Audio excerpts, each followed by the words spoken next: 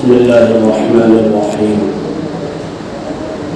الحمد لله رب العالمين، والصلاة والسلام على سيد الأنبياء والمرسلين وعلى آله وصحبه أجمعين، أما بعد. أعوذ بالله من الشيطان الرجيم. بسم الله الرحمن الرحيم. ولا تقتلوا أنفسكم إن الله كان بكم رحيما. صدق اللہ العظیم. میرے معزز سامعین کرام، گزشتہ 2 ہفتے قبل اپنے علاقے میں ایک دردناک واقعہ پیش آیا تھا، خودکشی کا،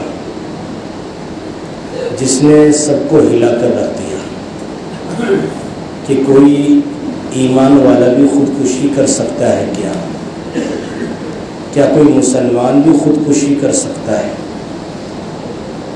یقیناً ایک ایسی چیز تھی جس نے مسلمانوں کو ہی نہیں، علاقے والوں کو ہی نہیں، بلکہ ساری انسانیت کو جھنجھوڑ دیا کہ ایسا بھی ہو سکتا ہے کہ کوئی مصیبت، کوئی پریشانی آئے، کتنے بھی حالات میں انسان گھر جائے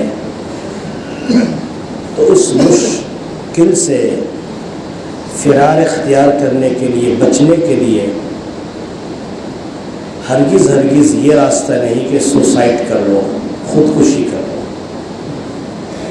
اللہ نے ہمیں تمہیں پیدا کیا، زندگی عطا فرمائی، ساری نعمتیں دی، یہ در حقیقت اللہ تعالیٰ کی امانت ہمارے پاس ہے۔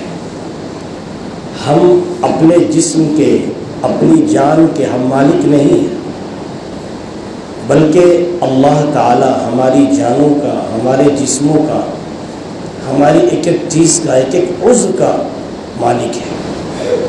ہم خود سے نہیں آئے ہیں، اللہ تعالیٰ نے ہمیں بنایا ہے، اللہ تعالیٰ نے ہمیں پیدا کیا ہے۔ یہ جسم کے اندر ایک ایک عضو، آنکھیں، کان، زبان، ہاتھ، پیر، انگلیاں، جسم کا ایک ایک ٹکڑا، ایک ایک عضو اللہ تعالیٰ نے مرحمت فرمایا ہے، اللہ نے دیا ہے۔ کوئی انسانی طاقت آنکھ بنا کے دکھلا دے، زبان بنا کر دکھلا دے، اللہ فرماتا ہے ایک مکھی بھی پیدا کر کے دکھلا دو، ایک مکھی بھی پیدا نہیں کر سکتے، معمولی سے معمولی چیز کو پیدا نہیں کر سکتے۔ ان ساری چیزوں کا پیدا کرنے والا اللہ تعالیٰ ہے۔ جب اللہ تعالیٰ نے ہمیں بنایا، ہمارے ایک ایک عضو کو اللہ نے بنایا، تو ہماری ایک ایک چیز کا مالک کون ہے؟ اللہ تعالیٰ ہے۔ ہمارے جسم کا، ہماری جان کا مالک کون ہے؟ اللہ تعالیٰ۔ یہ اس کی دی ہوئی امانت ہے، ہم اس امانت میں خرد برد نہیں کر سکتے۔ لہذا اس لیے اللہ تعالیٰ نے ارشاد فرما دیا، وَلَا تَقْتُلُوا أَنفُسَكُمْ، تم خودکشی مت کرو، اپنے آپ کو قتل مت کرو، ان اللہ کان بکم رحیما، اللہ تم پر بڑا رحم فرمانے والا ہے، خودکشی مت کرو۔ ایک دوسری آیت میں فرمایا، وَلَا تُلْقُوا بِأَيْدِيكُمْ إِلَى التَّهْلُكَةِ، تم اپنے آپ کو ہلاکت میں مت ڈالو، وَأَحْسِنُوا، اچھے کام کرو۔ اللہ تعالیٰ نیکوکاروں کو، نیک کام کرنے والوں کو بڑا پسند فرماتا ہے۔ تو سختی سے اللہ تعالیٰ نے منع فرما دیا، خودکشی نہیں کر سکتے، اپنے آپ کو قتل نہیں کر سکتے۔ پھر اس سلسلے میں نبی کریم صلی اللہ علیہ وسلم نے بہت سی حدیثیں بیان فرمائی ہیں۔ آپ نے یہاں تک فرمایا، لا یتمنین احدکم لضر نزل به فی الدنیا، تم میں سے کوئی دنیا میں آنے والی مصیبتوں کی وجہ سے، حالات کی وجہ سے موت کی تمنا ہرگز نہ کرے۔ خودکشی دور کی بات، موت کی تمنا بھی نہیں کر سکتے کہ کاش ہماری موت آ جاتی، ہم مر جاتے، ہم یہ دن نہ دیکھتے۔ کبھی آدمی اپنی اولاد سے عاجز ہو جاتا ہے، اپنی بیوی سے عاجز ہو جاتا ہے، اپنے پڑوس یا اور دیگر حالات کی وجہ سے پریشان ہو جاتا ہے، کبھی قرض کا ٹینشن، اتنا بوجھ قرض کا اپنے سر آ گیا، کاروبار کا بوجھ اتنا آ گیا، اڑوس پڑوس کی تکلیفیں اتنی ستانے لگیں، نہ معلوم پھر کن کن مشکلات میں گھرنے لگا، اس کی وجہ سے اب وہ یوں کہنے لگے میری موت کیوں نہیں آ جاتی، میں مر جاتا۔ آپ نے ارشاد فرمایا ہرگز نہیں، تم میں سے کوئی موت کی تمنا بھی نہ کرے۔ دنیا میں چاہے کتنی بڑی مصیبت آ جائے، کتنی بڑی مصیبت آ جائے، اس مصیبت کی وجہ سے یاد رکھو نبی صلی اللہ علیہ وسلم نے ارشاد فرمایا لا یتمنین احدکم لضر نزل به فی الدنیا، کتنی بڑی بھی مصیبت دنیا میں آ جائے، کتنے بھی برے حالات آ جائیں، کوئی ہرگز ہرگز موت کی تمنا نہ کرے، ہرگز ہرگز موت کی تمنا نہ کرے کہ ہماری موت آ جاتی۔ پھر آپ نے ارشاد فرمایا میاں اگر نیک ہو، اچھے ہو تو یہ زندگی تمہارے لیے اور خیر کا باعث ہے، اور خیر ہی خیر، نیکیوں میں اضافہ ہو رہا ہے، ثواب میں اضافہ ہو رہا ہے، اور تم ادھر اپنی موت کی تمنا میں تم لگے ہوئے ہو، آخر ایسا کیوں؟ تو آپ نے فرمایا ایسا ہرگز نہیں، اگر تم برے ہو، تمہارے حالات اچھے نہیں ہیں، ہو سکتا ہے تمہاری زندگی باقی رہی تو اللہ تعالیٰ تمہیں استغفار کی، توبہ کی توفیق دے دے، تم اللہ سے معافی تلافی کر لو، اپنے حالات کو سدھار لو، اللہ تعالیٰ تمہیں معاف فرما دے۔ دیکھو آپ صلی اللہ علیہ وسلم نے کتنی اہم بات بیان فرمائی کہ موت کی تمنا تک بھی نہیں کر سکتے، چاہے کتنے برے حالات سے تم کیوں نہیں گزر رہے ہو، پھر بھی نہیں۔ کیوں؟ دو وجہ بتلائی، اگر تمہاری زندگی اچھی ہے اور تم نیکی کرو گے اور تمہاری نیکیوں میں اضافہ ہوگا، چونکہ مرتے ہی ہمارے اعمال نامے کا رجسٹر بند، سب کچھ ختم، پھر اب نیکی تھوڑا ہی جائے گی، تم نیکی کرتے جاؤ گے، نیکی کرتے جاؤ گے، تمہارے اعمال نامے میں اضافہ ہوتا چلا جائے گا۔ اور اگر تم برے ہو سکتا ہے تمہاری یہ زندگی تمہیں کبھی کسی نہ کسی موقع پر توبہ کی توفیق دے، تم کبھی توبہ کر لو، معافی تلافی کر لو، اللہ تعالیٰ تمہیں معاف فرما دے۔ اب تم موت کی تمنا کرتے ہو یہ سوچ کر ہمیں راحت مل جائے گی، کیا تمہیں پتہ ہے کہ مرنے کے بعد تمہارے ساتھ کیا ہونا ہے؟ ہمارے ساتھ کیا ہونا ہے کوئی کہہ سکتا ہے کچھ بھی؟ ہم میں سے کوئی کہہ سکتا ہے ہمارے مرنے کے بعد کیا ہم وہاں چھوٹ جائیں گے؟ کبھی وہاں کے سخت سے سخت حالات میں ہم گر گئے؟ اگر یہ زندگی رہتی تو کم از کم ہم توبہ تلافی کر لیتے، معافی تلافی کر لیتے، تو اللہ تعالیٰ کے ہاں کیا ہے؟ معافی ہو جاتی، تو مرنے کے بعد کی زندگی ہماری اچھی ہوتی۔ اس لیے یاد رکھنا کبھی موت کی بھی تمنا مت کرنا، کبھی نہیں۔ ہاں آپ صلی اللہ علیہ وسلم نے آگے ارشاد فرمایا اگر تمہیں موت کی تمنا کرنی ہی ہے فَلْيَقُلْ، تم یوں دعا کرو اللہم احیینی ما کانت الحیات خیرا لی وتوفنی اذا کانت الوفات خیرا لی، اے اللہ جب تک میرے لیے میری زندگی بہتر ہے مجھے زندہ رکھ، اور جب میرے حق میں موت بہتر ہے تو مجھے موت دے دے۔ اب بہتر میرے حق میں کیا ہے وہ کون جانتا ہے؟ بولو، اللہ تعالیٰ جانتا ہے۔ تو تمہیں اگر دعا ہی کرنی تو یوں دعا کرو، آپ نے دعا سکھلائی اللہم احیینی ما کانت الحیات خیرا لی، اے اللہ جب تک میرے لیے زندہ رہنا بہتر ہے مجھے زندہ رکھ، وتوفنی اذا کانت الوفات خیرا لی، اور جب میرے لیے مرنا بہتر ہو تو مجھے موت دے دے۔ تو بہتر کس چیز میں ہے، خیر کس چیز میں ہے، اس کو صرف اور صرف بولیے کون جانتا ہے؟ اللہ تعالیٰ جانتا ہے۔ آپ نے فرمایا اگر تمہیں دعا ہی کرنی ہے تو یوں دعا کرو، اس کے علاوہ یہ نہیں کہ میری موت آ جاتی، میں مر جاتا، میں ہلاک ہو جاتا، ایسا نہیں۔ اب اندازہ لگاؤ کہ انسان کی جان کی کتنی قیمت ہے۔ اللہ نے بنا دیا، یوں ہی ہم کھلونے تھوڑے ہی کہ توڑ دیے جائیں یا ہم اپنے کو توڑ ڈالیں، کھلونے تھوڑی اللہ کے بنائے ہوئے ہیں، بھائی امانت ہے، ہم کیسے اپنے آپ کو ہلاک کر سکتے ہیں؟ چاہے جائے کہ اپنے آپ کو ہلاک کر ڈالو مصیبتوں کی وجہ سے، حالات کی وجہ سے۔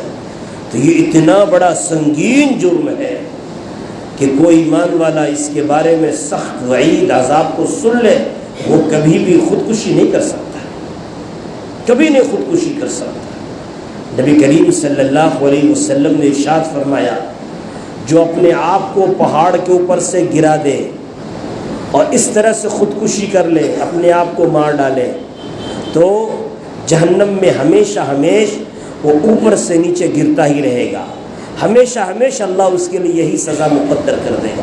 جو زہر پی لے اور زہر پی کر خودکشی کر لے، مر جائے، اللہ تعالیٰ کل جہنم میں ہمیشہ کے لیے اس کے ہاتھ میں زہر کو دے گا، وہ ہمیشہ زہر پیتا رہے گا، اسی سزا میں ہمیشہ مبتلا رہے گا۔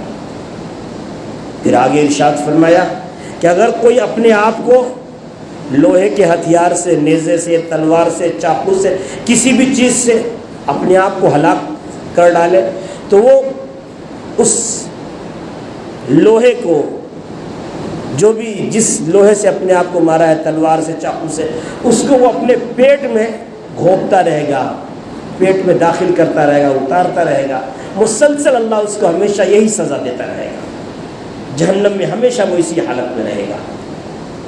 ایک دوسری روایت میں بخاری شریف میں ہے کہ نبی صلی اللہ علیہ وسلم نے ارشاد فرمایا، جو گلا گھونٹ کر اپنے آپ کو مارے گا، پھندا لگا کر، رسی کا پھندا لگا کر، اپنے گلے کو گھونٹ کر جو اپنے آپ کو مارے گا، خودکشی کرے گا، وہ ہمیشہ جہنم میں اسی سزا میں مبتلا رہے گا کہ اپنے گلے کو وہ گھونٹتا ہی رہے گا، ہمیشہ اسی حالت میں رہے گا۔ پھر آگے فرمایا، جو اپنے آپ کو نیزہ سے مارے گا، وہ ہمیشہ کیا اپنے پیٹ میں نیزہ کو گھونپتا رہے گا، اپنے پیٹ میں نیزے کو اتارتا رہے گا، ہمیشہ جہنم میں اس کی یہی سزا رہے گی۔ اللہ تعالیٰ ہمیں تمہیں ان عذابوں سے محفوظ فرمائے۔ یہ ایسی چیزیں کہ انسان تصور بھی نہیں کر سکتا، ہمیشہ کے لیے اس کی سزا یہی ہو گئی، ہمیشہ کے لیے۔ بخاری شریف کی روایت میں نبی صلی اللہ علیہ وسلم نے ارشاد فرمایا کہ تم سے پہلے ایک آدمی گزرا، یعنی پچھلی امت میں، زخمی ہوا، زخم سے تاب نہ لا سکا، جس کی وجہ سے اس نے اپنے بارے میں جلدی کی اور اپنے آپ کو مار ڈالا، تو اللہ تعالیٰ نے فرمایا، اس نے میرے معاملے میں جلدی کی، میں نے اس کو بھی موت نہیں دی، خود سے ہی اپنے آپ کو خودکشی کر کے مارا۔ انی حرمت علیہ الجنہ، میں نے اس پر جنت کو ہمیشہ کے لیے حرام قرار دے دیا، جنت اس پر حرام ہے، اندازہ لگاؤ، جنت اس پر حرام ہے، جنت میں نہیں جائے گا۔ ایک دوسری روایت میں آپ نے ارشاد فرمایا کہ جو زخمی ہوا، زخمی ہونے کے بعد اپنی موت کو جلد اس نے چاہا اور اپنے آپ کو مار ڈالا، خودکشی کر لی، اسی سزا میں ہمیشہ رہے گا۔ یہ سب حدیثیں کتنی سخت ہیں، کتنی سخت وعید ہے، کوئی مسلمان خودکشی کے بارے میں، سوسائڈ کے بارے میں تصور بھی نہیں کر سکتا، سوچ بھی نہیں سکتا۔ اگر اس نے سوسائڈ کو، خودکشی کو حلال سمجھ کر، جائز سمجھ کر اگر اس نے کیا، تب تو وہ ہمیشہ جہنم میں ہی رہے گا، کبھی وہ جنت میں نہیں جائے گا، چونکہ وہ اس سوسائڈ کو، خودکشی کو حلال سمجھا، جائز سمجھا، اس لیے اس نے ایسا کیا، اور جیسے جائز اور حلال سمجھا ویسے ہی وہ ایمان سے نکل گیا، کافر ہو گیا، وہ ہمیشہ کے لیے جہنم میں رہے گا، کبھی بھی وہ جنت میں نہیں جائے گا، کبھی نہیں جائے گا۔ ہاں اگر حرام سمجھا ہو لیکن پھر بھی کیا ہے، اس نے اس کام کو کر لیا ہو، تو اس وجہ سے اللہ جب تک چاہے گا اس کو جہنم میں رکھے گا، جب اللہ تعالیٰ چاہے گا تب اس کو کیا ہے، جنت میں بھیج دے، وہ اللہ تعالیٰ کا معاملہ ہے۔ ایک صحابی ہے حضرت جابر بن سمرہ رضی اللہ تعالیٰ عنہ، آتے ہیں، عرض کرتے ہیں، یا رسول اللہ، ہمارا ایک پڑوسی ہے، وہ مر گیا۔ آپ نے فرمایا وہ بھی نہیں مرا ہے، جا کر دیکھو، تحقیق کی، واقعی نہیں مرا تھا۔ پھر شور ہوا کہ وہ صاحب مر گئے، پھر یہ نبی صلی اللہ علیہ وسلم کے پاس جا کر کہنے لگے، یا رسول اللہ وہ مر گیا۔ آپ نے فرمایا ابھی نہیں مرا ہے وہ۔ پھر وہ گئے، پتہ چلا وقت نبی نہیں مرا ہے۔ اب کیا ہے، خود اس کی بیوی نے بتلایا، جاؤ جا کر رسول اللہ صلی اللہ علیہ وسلم سے کہہ دو کہ وہ شخص مر چکے ہیں، وہ مر چکے ہیں، جاؤ جا کے بتلاؤ۔ اب یہ صاحب خود اپنی آنکھ سے جا کر دیکھے کہ وہ مرے ہیں کہ نہیں۔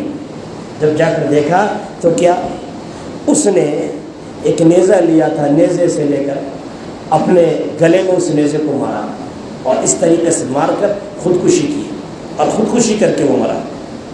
جا کر نبی صلی اللہ علیہ وسلم سے بتایا یا رسول اللہ ایسی سی بات ہے۔ آپ نے فرمایا اچھا اس طریقے سے وہ مرا ہے، خودکشی کی ہے، میں اس کی نماز جنازہ نہیں پڑھوں گا۔ آپ نے نماز جنازہ نہیں پڑھی۔ کتنی سخت وعید کہ نبی صلی اللہ علیہ وسلم نماز جنازہ نہ پڑھے، اس سے بڑھ کر اور کیا عذاب ہو سکتا ہے؟ جبکہ آپ کا حال تو یہ تھا، منافق جو آپ کو بڑی تکلیفیں دیتا، آپ اس کی نماز جنازے کے لیے بھی آپ آگے بڑھ رہے ہیں۔ ہر طرح سے جو مسلمانوں کو تکلیف دینے میں، آپ صلی اللہ علیہ وسلم کو تکلیف دینے میں جو منافقین لگے رہتے تھے اور اسلام دشمنی میں لگے رہتے تھے، اس کے باوجود جب عبداللہ ابن ابی مرا تو آپ آگے بڑھے نماز جنازہ کے لیے۔ حضرت عمر نے منع فرمایا یا رسول اللہ آپ اس کی نماز جنازہ پڑھیں گے؟ آپ نے فرمایا اللہ تعالیٰ نے مجھے منع نہیں کیا، لہٰذا آپ نے نماز جنازہ پڑھی۔ بس اسی پر آیت نازل ہو گئی وَلَا تُصَلِّ عَلَىٰ أَحَدٍ مِّنْهُمْ مَاتَ أَبَدًا وَلَا تَقُمْ عَلَىٰ قَبْرِهِ، آئندہ آپ کسی بھی ایسے شخص کی نماز جنازہ نہ پڑھیں گے اور نہ ایسے شخص کی قبر پہ کبھی کھڑے ہوں گے۔ اِنَّهُمْ كَفَرُوا بِاللَّهِ وَرَسُولِهِ، چونکہ انہوں نے اللہ اور اس کے رسول کا انکار کیا اور یہ لوگ فاسق و فاجر ہو کر مرے ہیں۔ آپ اندازہ لگاؤ کہ آپ نے کیا فرمایا، نماز جنازہ نہیں پڑھوں گا۔ اس سے علماء نے مسئلہ بتلایا کہ جو کیا ہوں علاقے کے سربراہ لوگ ہوں، نیک لوگ ہوں، وہ پھر ایسے لوگوں کی نماز جنازہ میں شریک نہ ہو، لیکن نماز جنازہ تو پڑھی جائے گی چونکہ وہ مسلمان ہے، کافر تو نہیں ہوا۔ اس لیے اگر کوئی خودکشی کر لے تو اس کی بھی نماز جنازہ پڑھی جائے گی، ایسا نہیں کہ نماز جنازہ نہیں پڑھی جائے گی۔ اس پر سب کا اتفاق ہاں، البتہ کیا ہو جو ایسے لوگ ہوں اللہ کے نیک بندوں جن کے پیچھے لوگ چلتے ہوں اور جو رہبر ہوں، مقتدا ہوں، پیشوا ہوں، رہنما ہوں، ایسے لوگ شریک نہ ہوں تاکہ دوسروں کے لیے عبرت کا موقع ہو کہ بھئی خودکشی کرنا اتنا بڑا جرم ہے کہ نبی صلی اللہ علیہ وسلم نے نماز جنازہ نہیں پڑھی۔ بخاری شریف کی روایت میں ایک شخص ایک غزوے میں اس نے بہت بہادری دکھلائی، بہت زیادہ کارنامے انجام دیے، بہت زیادہ، کہ ان کی طرح سے کسی اور نے بھی ویسا کارنامہ انجام نہیں دیا۔ نبی صلی اللہ علیہ وسلم کے سامنے جب ذکر آیا تو آپ نے ارشاد فرمایا اما انہ من اہل النار، سنو یہ جہنمی ہے۔ صحابہ کو بڑی حیرت ہوئی، اگر یہ جہنمی تو جنتی کون؟ سب سے زیادہ کارنامہ انجام دینے والے یہ۔ ایک صاحب آگے بڑھے، کہنے لگے صحابہ سے رک جاؤ، میں ان کے پیچھے لگتا ہوں، آخر کیا بات ہے آپ صلی اللہ علیہ وسلم نے ایسا کیوں فرمایا؟ میں لگتا ہوں پیچھے، میں تحقیق کرتا ہوں، جہاں تم لوگ بے فکر رہو۔ لہٰذا وہ صاحب کہتے ہیں میں پیچھے پیچھے لگ گیا، جہاں جہاں جیسے وہ جاتے لگا رہا پیچھے۔ دیکھا کہ ایک موقع پر آ کر وہ صاحب بڑے زخمی ہو گئے، سخت زخمی ہوئے۔ اب وہ اس زخم کی تاب نہ لا کر اپنی تلوار لی، تلوار کے دستے کو زمین میں گاڑا، اس کی نوک اوپر اٹھائی، پھر اس کو اپنے دونوں چھاتی کے بیچ میں اس کو رکھا اور پورے دھڑ کو اس کے اوپر اتار دیا، جس سے تلوار کی نوک اندر چلی گئی اور وہیں پر وہ ختم ہو گئے، مر گئے۔ بس وہ صاحب کہتے میں وہیں سے بھاگتا ہوا آیا اور آ کر کہنے لگا اشہد ان لا الہ الا اللہ واشہد انک رسول اللہ صلی اللہ علیہ وسلم، میں گواہی دیتا ہوں کہ اللہ کے سوا کوئی معبود نہیں، میں گواہی دیتا ہوں کہ آپ اللہ کے رسول صلی اللہ علیہ وسلم ہیں، آپ اللہ کے رسول ہیں۔ آپ نے فرمایا کیا بات ہوئی؟ میں نے عرض کیا یا رسول اللہ ایسی سی بات ہے، فلانے کے بارے میں آپ نے فرمایا تھا کہ وہ جہنمی ہے۔ صحابہ گھبرا گئے، سب سے بڑا کارنامہ تو آج اسی نے انجام دیا ہے اور یہ جہنمی، سب پریشان۔ میں نے کہا رہنے دو، میں دیکھتا ہوں، میں تحقیق کرتا ہوں، آخر آپ نے ایسی بات کیوں بیان فرمائی؟ میں لگا رہا، پیچھے لگا رہا، یہاں تک میں دیکھا کہ آخر وقت میں وہ زخمی ہوا، زخم کی تاب نہ لا کر اس نے خودکشی کر لی۔ تو آپ نے ارشاد فرمایا دیکھو بڑی اہم بات ہے، ایک شخص ہے جنتیوں والا عمل کرتا رہتا ہے، لوگوں کے سامنے جنتیوں والا عمل خوب کرتا رہتا ہے، نماز ہے، روزہ ہے، زکوٰۃ ہے، حج ہے، تسبیح ہے، صدقہ خیرات ہے، حج عمرے ہے، بڑے نیک عمل ہے، بہت نیک عمل کرتا رہتا ہے، جنتیوں والے اعمال مسلسل کرتا رہتا ہے، لیکن وہ حقیقت میں جہنمی ہوتا ہے۔ پھر آگے فرمایا ایک دوسرا شخص ہے جہنمیوں والا عمل کرتا رہتا ہے، لوگ اس کو جہنمی سمجھتے ہیں، لیکن حقیقت میں وہ جنتی ہوتا ہے کہ آخر وقت میں اللہ تعالیٰ اس کو توبہ کی توفیق دیتے ہیں، جس کی وجہ سے پھر اس کا خاتمہ جو ہوتا ہے وہ توبہ پر ہوتا ہے اور ایمان پر خاتمہ ہوتا ہے۔ پھر آپ نے ارشاد فرمایا انما الاعمال بالخواتیم، سارے اعمال کا دار و مدار خاتمے پر ہے، خاتمے پر ہے۔ اس لیے میرے محترم اچھی طرح ذہن میں بیٹھا لیں، کچھ بھی ہو جائے کبھی بھی خودکشی کے بارے میں ہم سوچ بھی نہیں سکتے، سوسائڈ کے بارے میں سوچ بھی نہیں سکتے۔ کوئی بھی حالت، کوئی بھی پریشانی، کوئی بھی مشکل اگر ہمارے اوپر آ رہا ہے، یہ حقیقت میں ہمارا عقیدہ ہے کہ اللہ تعالیٰ کی طرف سے ہے۔ ارے بولو کس کی طرف سے ہے؟ وما اصاب من مصیبت فی الارض ولا فی انفسکم الا فی کتاب من قبل ان نبرأها ان ذلک علی اللہ یسیر لکی لا تأسوا علی ما فاتکم ولا تفرحوا بما آتاکم۔ اللہ تعالیٰ ارشاد فرماتا ہے زمین کے اندر کوئی مصیبت، تمہاری جانوں میں کوئی مصیبت جو بھی آتی ہے، وہ سب کچھ ہم نے زمین کو اور تمہاری پیدائش کو، تمہاری پیدائش سے پہلے، زمین کی اور تمہاری پیدائش سے پہلے ہم نے ساری مصیبتیں لکھ دی تھی۔ یہ تو اللہ نے پہلے سے لکھ دی ہیں، جو مصیبتیں اللہ نے لکھ دی وہ ہمیں ملنی ہیں ہماری پیدائش سے، بلکہ زمین کی پیدائش سے پہلے، زمین کو پیدا کرنے سے پہلے، سب کچھ سے پہلے اللہ نے لکھ دیا ہے۔ اللہ کے لیے بڑا آسان ہے، کیوں آخر ایسا اللہ نے لکھ دیا؟ آخر اللہ نے کیوں بتایا؟ تاکہ تمہیں کوئی نعمت نہ ملے، تم حالات سے دو چار ہو، پریشان ہو جاؤ، اس پر غم مت کرو، بس فوراً کہو قُل لَن يُصِيبَنَا إِلَّا مَا كَتَبَ اللَّهُ لَنَا هُوَ مَوْلَانَا وَعَلَى اللَّهِ فَلْيَتَوَكَّلِ الْمُؤْمِنُونَ۔ ہمیں جو بھی مصیبتیں پہنچتی ہیں وہ اللہ کی طرف سے لکھی ہوئی ہیں، اللہ ہی ہمارا مولا ہے، وہی ہمارا مددگار ہے، اللہ ہی پر ایمان والوں کو بھروسہ رکھنا چاہیے۔ ہم تمہیں ضرور آزمائیں گے، وَلَنَبْلُوَنَّكُمْ بِشَيْءٍ مِّنَ الْخَوْفِ، خوف دے کر، ڈر دے کر، بھوکا رکھ کر، جان کو لے کر، مال کو لے کر، کاروبار کو خراب کر کے، اور بھی نہ معلوم کن کن حالات میں تمہیں رکھ کر ہم تمہیں بہت ٹھوک کر آزمائیں گے، ہر طرح سے تمہیں دیکھیں گے۔ پھر آگے ارشاد فرمایا وَبَشِّرِ الصَّابِرِينَ، اے نبی صلی اللہ علیہ وسلم آپ صبر کرنے والوں کو خوشخبری سنا دیجئے۔ صبر کرنے والے وہ ہیں جب ان کو مصیبتیں پہنچتی ہیں تو وہ کہتے ہیں اِنَّا لِلَّهِ وَإِنَّا إِلَيْهِ راجعون۔ صرف کسی کے انتقال پر نہیں پڑھنا ہے اِنَّا لِلَّهِ وَإِنَّا إِلَيْهِ راجعون، بلکہ کوئی مصیبت ہم پر آ جائے، چھوٹی سے چھوٹی مصیبت، لائٹ بھی چلی جائے، انا للہ و انا الیہ راجعون، بڑی سے بڑی مصیبت، ہماری ساری دکان جل گئی، ہمارا گھر جل گیا، ہمارے گھر میں آفت آ گئی، سب ختم ہو گئے، پھر بھی انا للہ و انا الیہ راجعون، کچھ بھی ہو ہر ایک موقع میں۔ کیوں؟ اس کا مطلب کیا ہے؟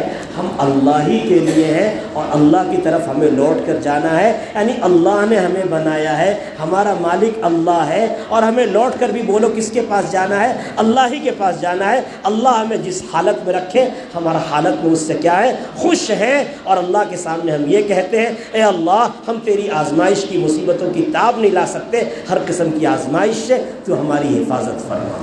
اللہ تعالی ہمیں بھی اور آپ کو بھی ان باتوں پر عمل کی توفیق عطا فرماوے۔ وآخر دعوانا الحمد للہ رب العالمین۔